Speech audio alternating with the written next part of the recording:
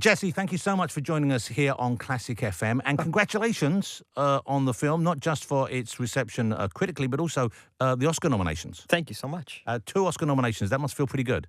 Yeah. Feels better than 1 and much better than none. But not as good as 3. It feels slightly worse than 3. Yeah. I love the film, and I particularly I liked afterwards. I was thinking about it, and I thought the title is very clever, of course, because it has at least 2 meanings. Yeah. Thank you.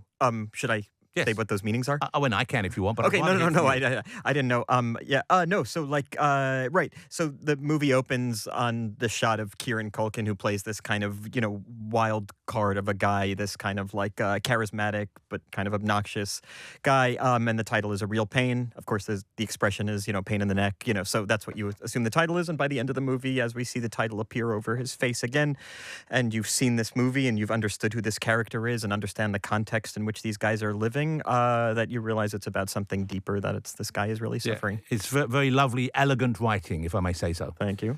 Kieran Culkin is amazing in the film, of course. Yeah. I've never seen him give a bad performance, but I believe he has a very different kind of work ethic or approach to filming when it comes to line learning. Yeah, exactly. So Kieran, basically the whole movie is just Kieran talking, and yet he would come to the set in the morning and say hey, what scene are we filming today? Which is as a writer and director, it's not the thing you want your main actor to say. And I would tell him, it's the scene on the train, you have 5 pages of dialogue, and he would say, oh, I remember reading that was really funny, can I see the script?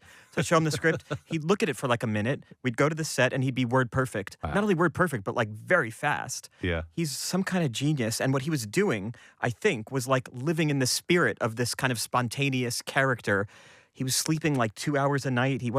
He's such an unusual guy that I think he was living in the spirit of this guy, but never working, talking to me about it. Yeah. Never he's so unpretentious. A lot of actors you find, they come to you in the morning and they're it's so interesting. I was reading King Lear last night and realizing the parallels between my character, this kind of stuff. And you're just that's really nice. And I'm glad you're committed, but I don't have time. Have you learned your lines? Yeah, exactly. And Kieran is just so unpretentious. But he was like that on Succession. I remember talking to Brian Cox, who said he found it really annoying.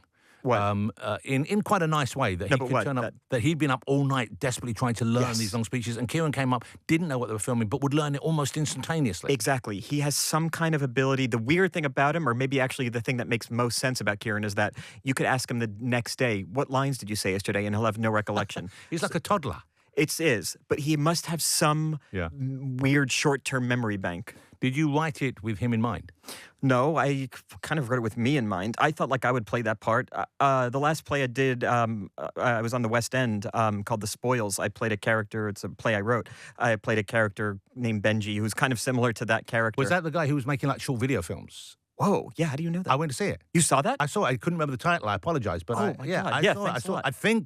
I think I saw it twice, Jesse. You saw this? Really? I saw it in New York as well. What?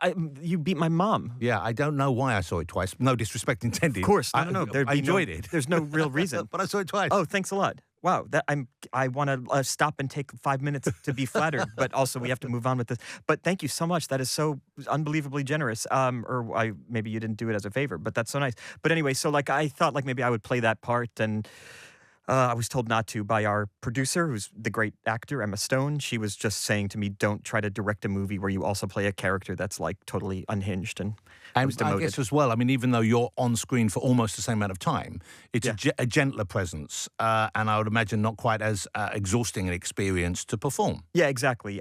Kieran really was living, this is a cliche in actor world, but living in the moment, but he really was he wouldn't, even from take to take, he would do a scene and I would say, that was great, I loved what you did there, can you try bringing this in? And he would say, I have no idea what I just did. If you want to do it again, let's do it again, but I don't know what I did and I can't do it again. And there's an amazing score to your film, A Real Pain, but of course you have decided not to work with a modern composer. You've gone for entirely classical music, and all from Chopin, I believe. Yeah, exactly. Yeah, so I really don't know too much about classical music, but I love Chopin. And it's my love of Chopin is indicative of nothing else in my life. I have lowbrow, ignorant taste, but for some reason I just fell in love with this music. And, and so Chopin's Polish. He is actually, his house is now a museum outside Warsaw. The movie is obviously all takes place in Poland. The interesting thing about Chopin, I might be wrong on the exact detail, but I think his body is buried in France, but his heart, I think, is literally buried in Poland. Wow. it's something like that. You Was know, that so a sort of a FedEx mix-up, or yeah, exactly. I think it was there was a divorce and they had to split the they body. sent a photograph saying your heart has been left outside? Yeah, exactly. So basically, like, you know, he's the national, you know, hero, of course, there. And so when I was writing the movie, I was listening to this music. I was wondering whether you listened while you were. I know Tarantino does that, but obviously very different kind of scores because he's listening to pop music mainly and Oh, finding the that's right so interesting. But what about scores generally, though? When were you, as a lover of cinema, when were you first aware of the kind of impact of individual scores on you when you were watching movies when you were younger? Oh, that's such a great question. And I guess the first thing that comes to my head is like, you know, probably John Williams scores because they're so iconic. You know, I remember like going on the Jurassic Park ride in Universal Studios California or something, and they're playing the da na na na, you know, Yeah. and my body got the chills. You're there. You're in the film. Yeah, Yeah. and it's like, yeah, that guy. I mean, I guess is like. It's so interesting because, you know, you listen to John Williams and, you know, now that I like starting to like more classical music and trying to kind of understand that kind of music, like he's writing essentially like anthemic, beautiful classical music, but that fits with the piece of the, you know, movie. And then I hope it's okay to like, I don't know, mention the name Woody Allen. You know, like really started liking his movies when I was a teenager, and you know, I loved the way he was taking already existing music. So like in Manhattan, obviously, it's a classic example. right, But he uses jazz scores quite a lot as well, doesn't he? Because he's love of jazz. it's not only exactly, it's jazz, but it's also, you know, great classical pieces. And I was on the set of I did 2 movies with him, and I was on the set when he was choosing music. It was amazing. His assistant brought over our like iPhone and was playing a song. And he was like, "Oh yeah," he was choosing a song because Amazing. Oh, you know what it was actually? It was a movie that it was called Cafe Society, the movie, and it took place in the 1920s, and they were and he was listening to songs that they were going to sing in this nightclub that my character ran, and so they were singing like Jeepers Creepers, you know, this old song, and so he was listening to these songs to choose a song that they had to sing on the set, and I just remember thinking like.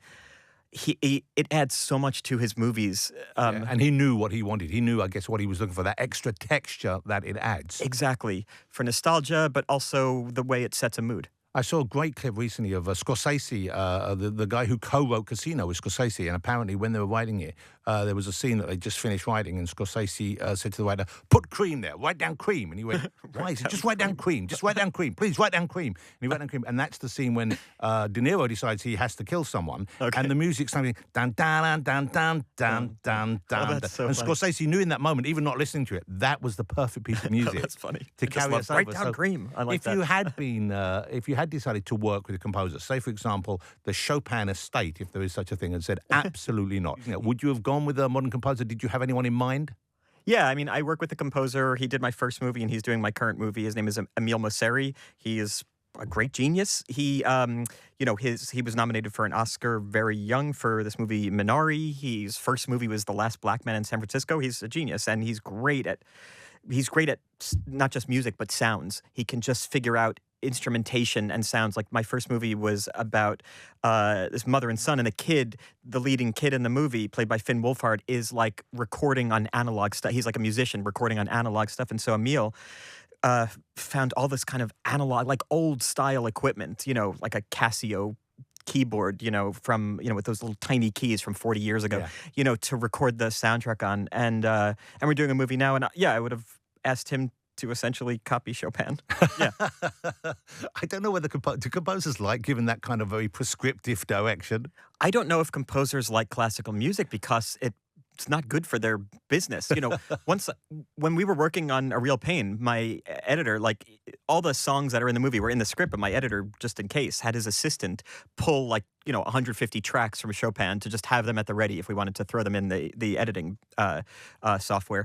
And so, you know, I was thinking, my God, this is like really so much easier than working with, you know, composers giving you 6 bespoke songs. Here we had like, this song doesn't work. Let's look at these other 100 tracks. But it's interesting because Chopin is it doesn't feel cliche using Chopin, I think, because sometimes you'll hear music which you've heard too often in other movies or in commercials in particular.